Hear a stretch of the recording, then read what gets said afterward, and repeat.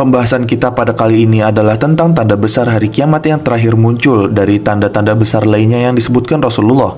Tanda tersebut juga sekaligus tanda awal terjadinya hari kiamat. Artinya apabila tanda tersebut muncul, maka ketahuilah bahwa kiamat segera terjadi dan dunia segera fana, hancur tanpa bersisa. Tanda tersebut tidak lain adalah munculnya api besar dari negeri Yaman yang akan menggiring manusia dari arah timur ke barat. Nah, karena itu pada pembahasan kali ini kita akan membahas tentang kiamat terakhir dan pertama, yaitu munculnya api dari negeri Yaman yang menggiring manusia dari timur ke barat. Sebelum kalian melanjutkan video ini, ada bagusnya jika kalian klik tombol subscribe dan nyalakan notifikasinya agar kalian mendapat info terbaru dari video kami.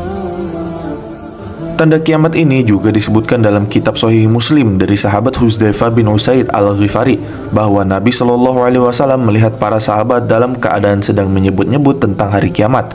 Maka Rasulullah Shallallahu Alaihi Wasallam menyebutkan, yang artinya sesungguhnya hari kiamat itu tidak akan terjadi sampai kalian melihat terlebih dahulu 10 tanda: kemunculan kabut, keluarnya Dajjal, keluarnya binatang melata, terbitnya matahari dari barat, turunnya Isa bin Maryam alaihi salam, keluarnya Ya'juj Ma'juj, amblasnya bumi di 3 tempat, yaitu timur, di barat, dan di Jazirah Arab. Lalu yang terakhir, api yang keluar dari Yaman yang akan menggiring manusia ke padang mahsyar. Hadis riwayat Muslim.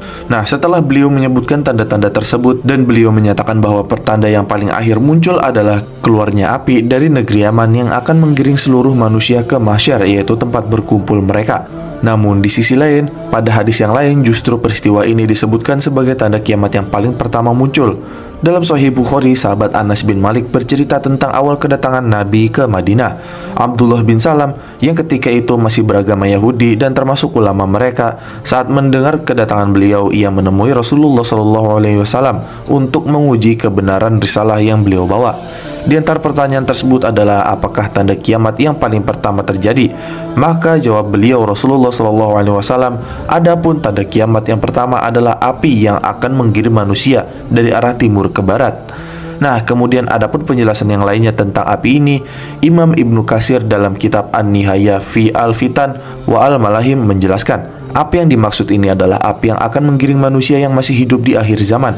Api tersebut menggiring mereka dari berbagai penjuru bumi menuju ke negeri Syam sebagai tempat pengumpulan saat kiamat.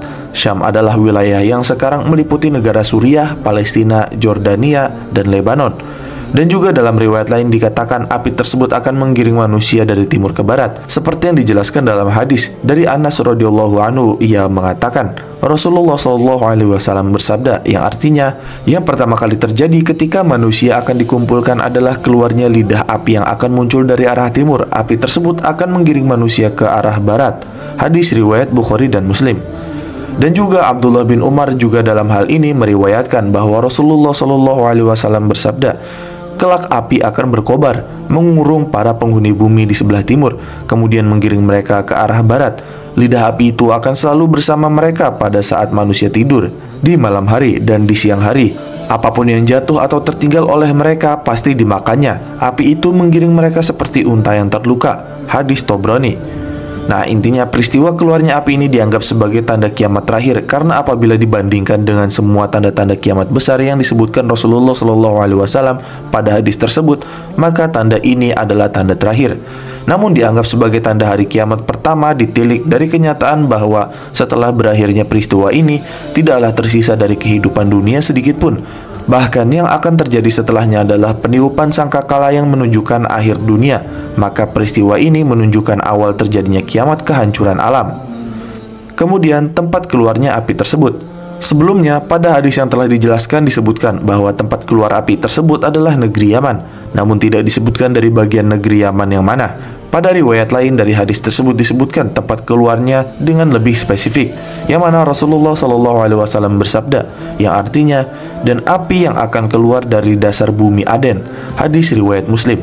Nah, Aden adalah salah satu kota di pesisir pantai Yaman, bagian selatan yang telah ada sejak zaman Nabi sampai sekarang. Hadis ini menunjukkan permulaan keluar api dari dasar bumi Aden, kemudian menyebar ke seluruh bumi, sehingga tidak ada pertentangan dengan riwayat yang lain yang menyebutkan bahwa api akan menggiring manusia dari timur ke barat.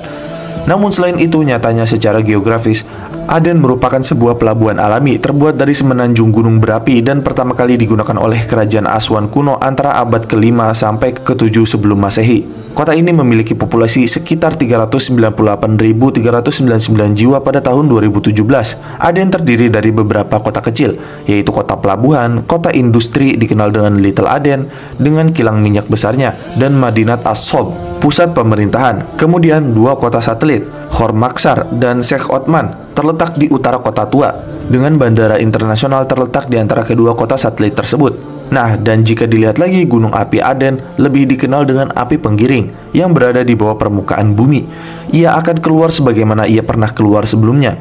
Nah, prediksi kembalinya Gunung Merapi Aden aktif dan meletusnya sangat mungkin terjadi, sebab kota Aden sendiri sebagian besarnya berada di Laut Mediterania. Sejarah kota Aden terbentuk dari gunung api yang sangat besar dan pernah meletus di sisi lautnya. Jutaan tahun kemudian gunung api itu membeku dan mati. Setelah itu terbentuklah kawah yang sangat besar yang kemudian menjadi kota Aden. Nah, panorama kawah ini terlihat jelas dari foto luar angkasa. Dan pada tahun terakhir, aktivitas Gunung Merapi terus-menerus terjadi di sekitar kawasan tersebut. Pada satu titik di dasar Laut Merah bagian selatan sejak saat itu, pada 19 Desember 2011. Nah, kemudian gundukan lava basaltik yang telah membeku dan menjadi cikal bakal pulau vulkanis baru pun muncul di permukaan Laut Merah. Dan kemudian pada 30 Desember 2011, pulau baru itu telah melebar selebar 500 meter dan terus tumbuh. Letusan tersebut terjadi di tengah-tengah Laut Merah dalam jarak sekitar 200 km dari Selat Bab el Mandeb, yaitu selat sempit penghubung Laut Merah Teluk Aden. Lebih tepatnya, letusan tersebut terjadi di dalam Kepulauan Az-Zubair, salah satu gugus kepulauan vulkanik di Laut Merah.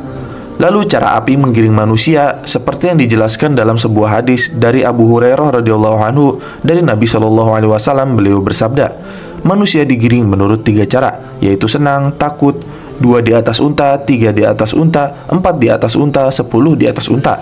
Api yang menggiring selain mereka, api tersebut tidur qailullah, yaitu di pagi hari bersama mereka di tempat mereka tidur, dan bermalam bersama mereka di tempat mereka bermalam, berpagi-pagi bersama mereka di tempat mereka berpagi-pagi, dan bersore-sore bersama mereka di tempat mereka bersore-sore. Hadis muttafaqun alaih. Nah, kemudian keadaan manusia ketika digiring menuju ke tempat berkumpulnya. Pada hari terjadinya peristiwa mencengangkan sekaligus menakutkan ini, yaitu api dari negeri Yaman, manusia akan berlarian untuk menyelamatkan diri, untuk menuju tempat yang aman dari lalapan api yang berkobar di belakang mereka. Dan dalam hal ini Rasulullah SAW mengisahkan tentang keadaan mereka dalam hadis Abu Hurairah yang artinya manusia akan digiring dalam 3 keadaan, yaitu dalam keadaan berharap dan cemas. 2 orang berkendara di atas 1 unta, 3 orang di atas 1 unta, bahkan 10 orang di atas 1 unta. Sedangkan orang-orang yang tersisa akan digiring oleh api. Api itu menyertai mereka ketika mereka tidur malam, menyertai mereka ketika tidur siang. Para rawi berkata, dan menyertai mereka di pagi hari, juga menyertai mereka di sore hari. Hadis riwayat Bukhari dan Muslim.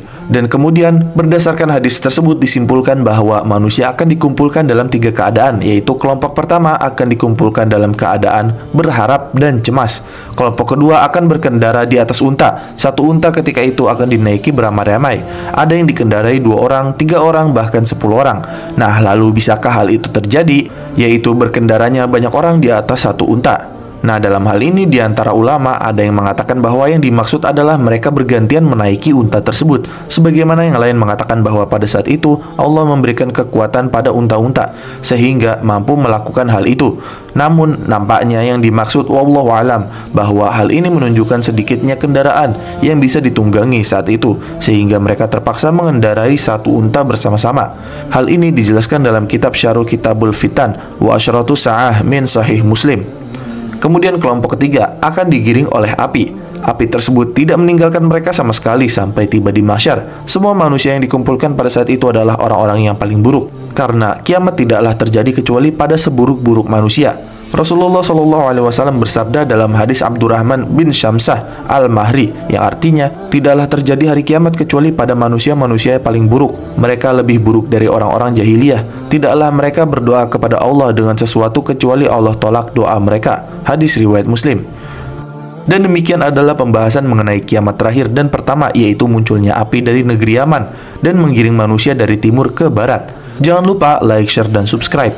Jangan lupa komen di bawah tentang pendapat kalian di video kami kali ini. Sampai jumpa di video kami berikutnya.